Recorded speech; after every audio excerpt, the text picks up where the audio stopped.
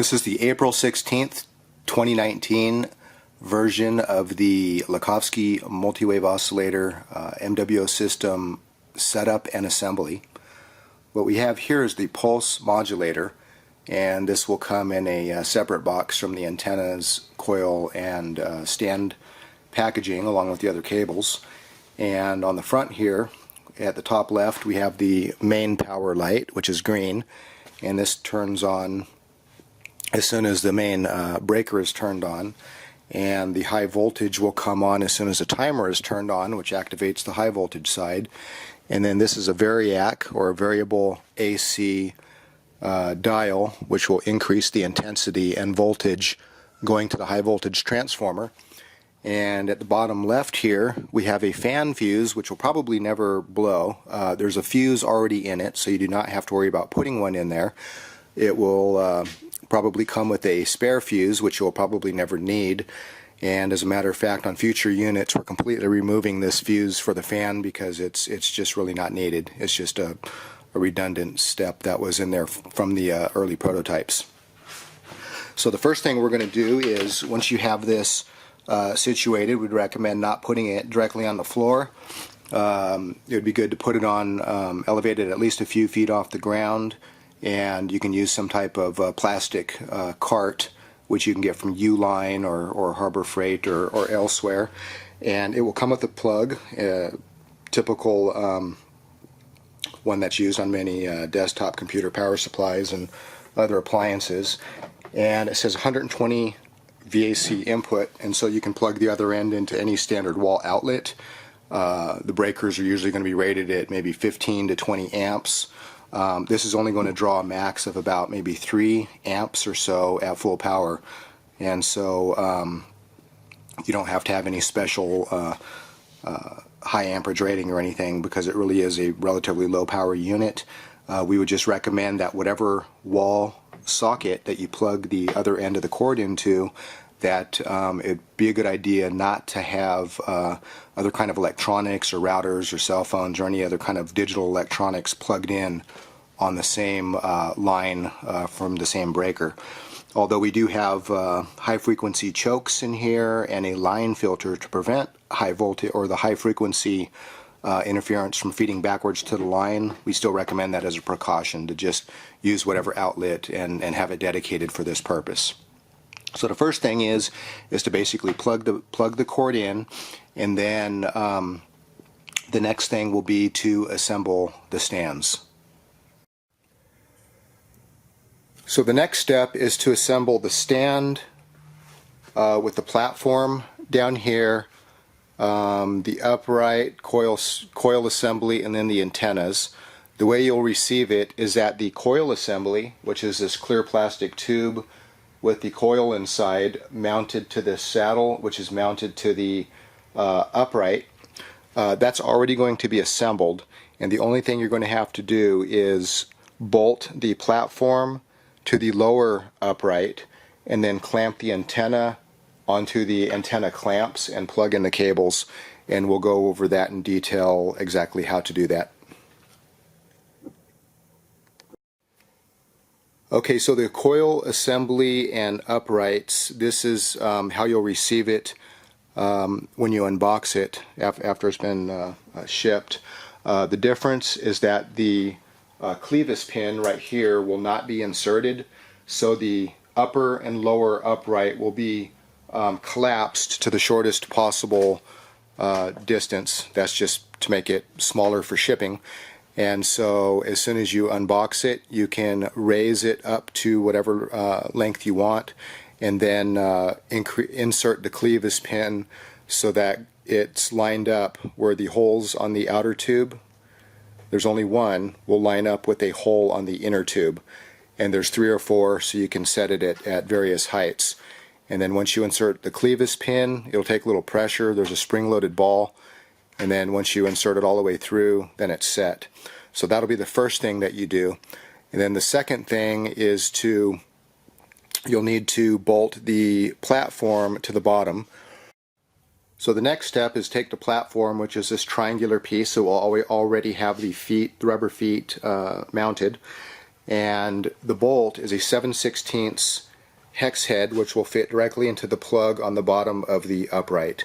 It simply needs to insert through the hole with the washer, and it will bolt straight in. And you don't have to over tighten it, it's plastic, so it will, there's little springiness in the plastic, so it'll grab onto it without having to over tighten it. And again, it's a 7/16, and just kind of make it snug so that the platform does not rotate if you grab the, and that's pretty much all that you have to do. So that's the second step. And so now what we have is the full assembly with the platform and the uprights and coil assembly. And then the next step that we'll go into is to mount the antenna. And we want to make sure that when you have it aligned, you want the antenna clamp pointing towards a toe, which is pointing inwards to where the chair will go. And we'll show you that one more time when we have both coil assemblies facing each other. But again, you want the one toe of the triangle pointing in the same direction that the antenna is pointing. And so what we'll do is show you how to mount the antenna. So the next step is on the coil assembly. We have these clamps here for the antenna. There are 4 bolts, 2 on either side, and those are nylon, and they are also 7/16, so whatever wrench or socket that you use to tighten up the platform to the base is the exact same size for these nylons. So what we're going to do is we'll go ahead and remove all 4 nylon bolts from the clamps, and it's important to keep this one on the right to the right side and this one on the left to the left side because they are directional.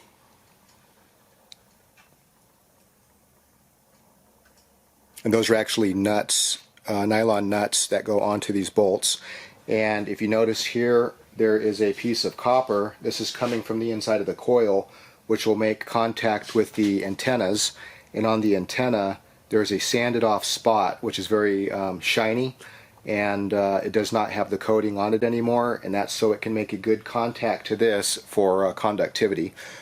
And so Jeff will swing that around, hold it on. And so while I hold this on, he will go ahead and put the clamp back on.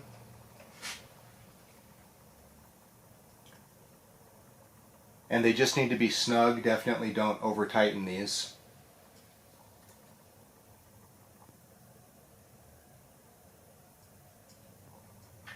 And it is easier with 2 people, for one to hold the antenna and one to clamp it on.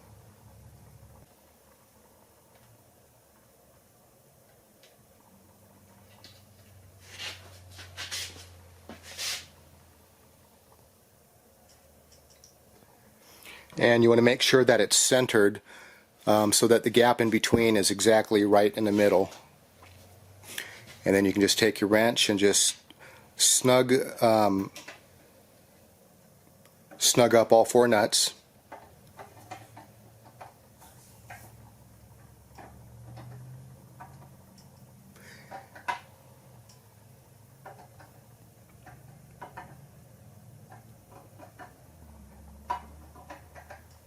And then you're done, and this will obviously be repeated for both antennas. And one thing to note is that the coil, which has the fat wire on here and the skinny wire, is the transmitter, and the other one with only the skinny wire is the receiver. So what we'll do now is we'll place these coils, and then we will connect the cables to them to the pulse modulator. And when tightening up the antenna, you want to make sure that it's hanging exactly perpendicular to the coil at 90 degrees.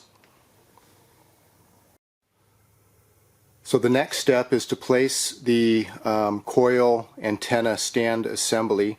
So again, that there's a toe pointing towards each other. And make sure that the antennas are hanging perpendicular at 90 degrees to the coils.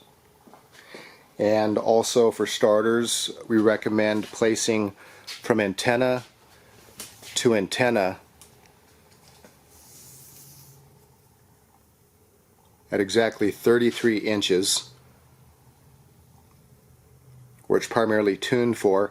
And you want to make sure that these antennas and this system is at least maybe 10 feet from any electronics, further if possible. So if you have a room dedicated to this, that would be ideal. And so now that we have these placed, what we're recommending is that the one with the primary on it, with the 5 fat wire turns, this is the transmitter, and if possible, it's not required, but if possible, have it facing magnetic north in whatever direction it's going to be for your home.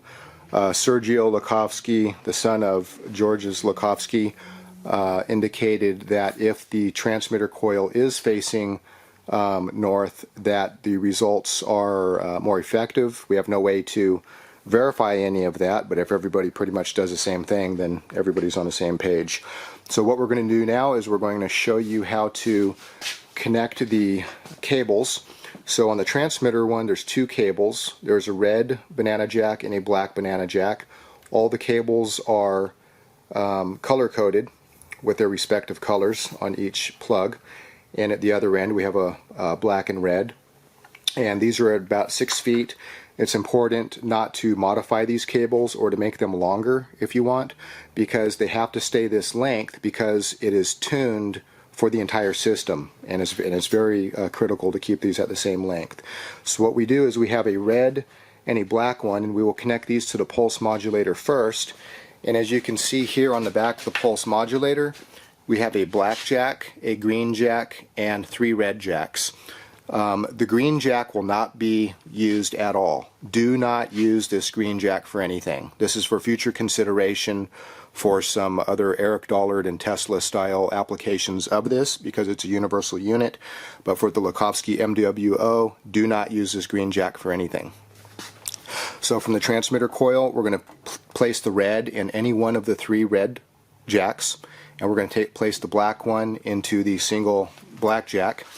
And then what we're going to do on the receiving coil, which has only one single plug, we're going to plug the other cable with the red plug into it,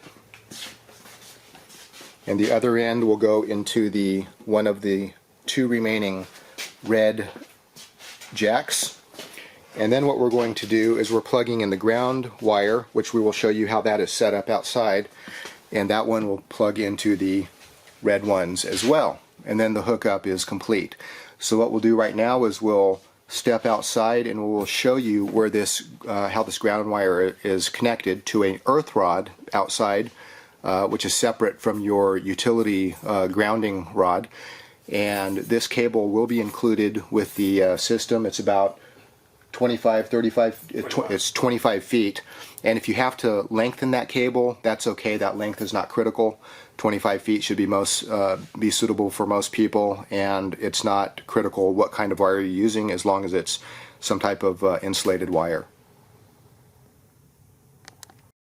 So also you can see that the pulse modulator and the 2 antenna systems are placed close enough to where these aren't pulled too tight and there's a little bit of slack, and it is a good idea not to have these laying on the ground, and also to place it so that the wires are not too close to the antennas, and you definitely do not want those cables touching the antennas. So now we'll go outside and look at the ground rod.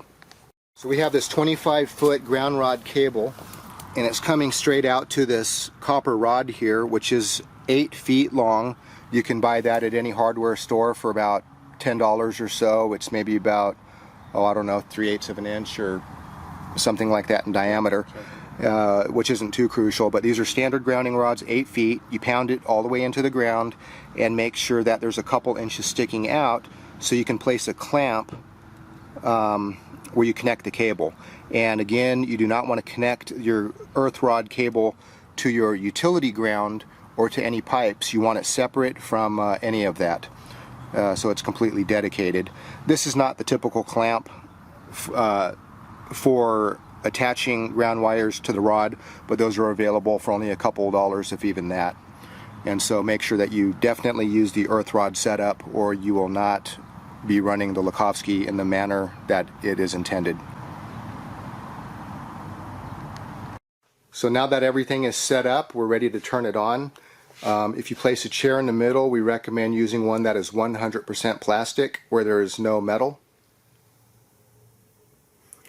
And again, looking at the entire system, we can see that the pulse modulator is elevated off of the ground at least a couple feet,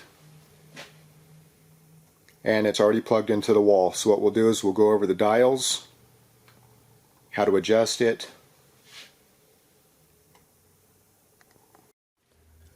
So it's recommended if you get close to the antennas or in the chair to not have any metal in your pockets. Remove all cell phones, keep those 5 to 10 feet away from everything or further if possible. No belts or pocket change or jewelry. It's important to remove all jewelry. And so the first thing we're going to do is we're going to turn it on. Typically breakers are not intended to be used as switches, but this is a magnetic hydraulic circuit breaker which is intended to be used as a switch, but it also doubles as a breaker. And when this is off, it's completely electrically disconnected and isolated from the power line. Nevertheless, when this unit is not in use, always remove the plug from the wall. First step is to turn it on. We see the power light on, green, and you can hear the fan blowing. And if at any time you do not hear the fan, absolutely do not use the unit, do not turn it on, because it will damage the pulse modulator and it may not be repairable. So once it's on, green light, and the fan comes on. The next step is to turn the timer on. These timers can go from 0 up to 30 minutes. 15 here is in a circle, and this is the recommended time to run the unit. So we can turn this to 15. And now we see the red light is activated, which means high voltage is activated. So what we're going to do with the intensity is, as we start to turn this on, we can hear the spark gap buzzing about. We're up to 100% here, and the spark gap is at minimum.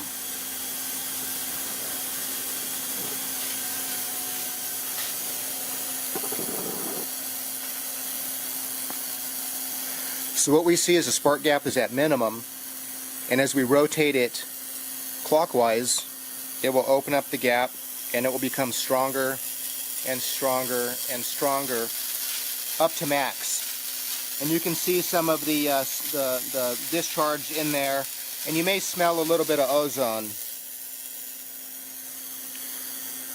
And so it's recommended to have an oscillating fan and that you're using this in a well-ventilated area, because too much ozone is not healthy for you. So what we recommend is to not run it at max, or not to have the intensity set to 100% too often. Most people use this at 50% intensity with a spark gap at about 50%, which is about in the 3 o'clock position. And so once you have the settings for both the intensity and spark gap where you want it, we recommend just keeping them there. And then you can always just turn the main power off and it will maintain your settings. So the variac is at 50, the spark gap is at 50% over at the 3 o'clock position, and we can simply turn on the switch and you're already at the settings that you have determined are best for you.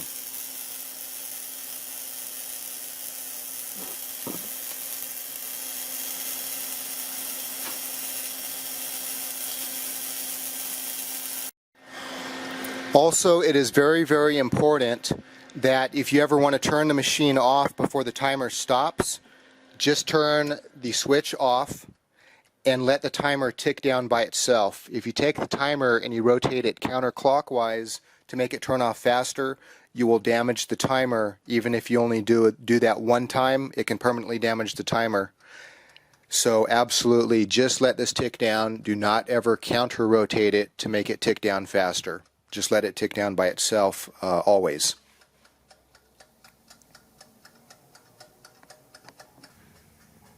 And if you're sitting in the chair, make sure that you don't have any metallic objects on you. You remove belt buckles and pocket change and jewelry. Definitely remove earrings and any necklaces. And absolutely keep your face and eyes away from the antennas as far as possible. So always keep them right in the center. And so again, 15 minutes is a recommended time. This is the typical way that people sit in these. Lakhovsky and some others have been known to sit in it at 90 degrees this way, but you do have to space the antennas apart a little bit more. But obviously, if you're sitting in a chair like this, you can easily hit the back of your head on these, and so you would want to move those a little bit further apart. And also you want to move the other one apart so you don't have your knees hitting or rubbing up against the antenna. So other than that, that's how to set it up, that's how to turn it on, that's how to use it.